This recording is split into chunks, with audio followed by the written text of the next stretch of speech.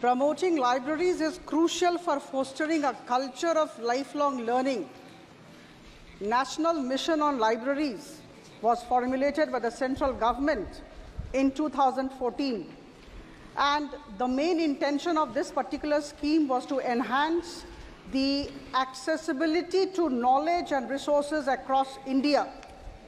Since 2014, the year in which this scheme was grounded, till today, we would like to know as to what kind of initiatives have been taken by the Government of India, the Ministry of Culture, to raise awareness among the people regarding the benefits of the scheme, and what is the nature of the community engagement and the community outreach. I would request Honorable Minister Culture to enlighten us. माननीय अध्यक्ष महोदय, माननीय सदस्य ने जो प्रश्न किया है वो निश्चित ही अत्यंत महत्वपूर्ण है और समाज जीवन से जुड़े हुए और व्यक्ति के जो है जीवन में जुड़ी हुई शिक्षा जैसे महत्वपूर्ण विषय पर प्रकाश डालता है। लेकिन हम सब जानते हैं कि library as per 7th schedule of the constitution ये स्टेट का सब्जेक्ट है और स्टेट का सब्जेक्ट होने के नाते प्राइमरी रिस्पॉन्सिबिलिटी लोगों को इसके साथ में जोड़ना, लोगों की लाइब्रेरी के साथ में जुड़ाव हो, लोगों का अध्ययन करने की अध्ययनशीलता बढ़े, ये रिस्पॉन्सिबिलिटी जन जागरण करने की रिस्पॉन्सिबिलिटी राज्य सरकारों के साथ में है। भारत सरकार नेशनल मिशन ऑफ लाइब्रेरी के माध्यम से राज्यों को उनके इस एफर्ट्स को सप्लीमेंट करने के लिए धनराशि और संसाधन मुहैया कराती है।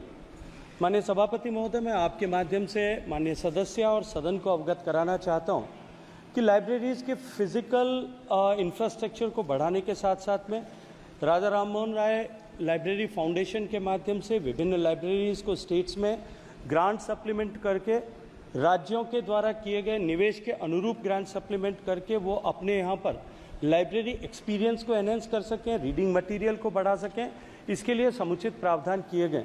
और इसके साथ साथ में नेशनल वर्चुअल लाइब्रेरी सेटअप करके जिस वर्चुअल लाइब्रेरी में हमने लाखों की संख्या में पुस्तकों को उपलब्ध कराया ताकि लोग आज के इस तकनीकी के युग में अधिकतम लोग उसका लाभ उठा सकें। मैं आग्रह करूंगा माननीय सदस्यगण जितने भी यहाँ उपस्थित हैं वो सब अपने क्षेत्र में जिस तरह से लाइब्रेरीज़ को, डिस्ट्रिक्ट लाइब्रेरीज़ को स्ट्रेंथन स्टेट ने किया, भारत सरकार के एफर्ट से किया है, कुछ जगह पर ग्रामीण लाइब्रेरीज़ को भी हमने स्ट्रेंथन किया है, स्टेट लेवल लाइब्रेरीज़ को भी स्ट्रेंथन किया है, उसके बारे में अधिकतम जागरूकता अगर अपने क्षेत्र में बढ़ाने के लिए सहयोग करेंगे तो निश्चित ही उसके माध्यम से हम लाइब्रेरीज़ को कब तक लोगों को पहुंचाने में और अधिक सफलता प्राप्त कर सकेंगे। आप सब known for its rich cultural heritage with diverse traditional systems of knowledge. I would request Honorable Minister Culture to tell us as to how is the National Mission on Libraries helping the preservation and dissemination of traditional systems of knowledge. एक नया member का प्रश्न आ रहा है इसलिए मैंने उसको पूछा लूं, फिर एक साथ जवाब देना। डॉक्टर राजीव भारद्वाज।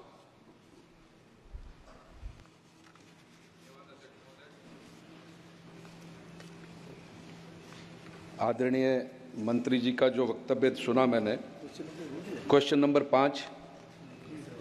आपको प्रश्न नंबर नहीं बोलना, आपको तो प्रश्न पूछना है।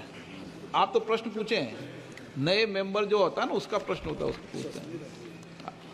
मुझे अपने लोकसभा क्षेत्र के संदर्भ में अंतर्राष्ट्रीय संस्कृति मंत्री जी के द्वारा राष्ट्रीय पुस्तकालय मिशन के अंतर्गत मेरे लोकसभा क्षेत्र में ये 2 जिलों में विभक्त है, जिला कांगड़ा और चंबा।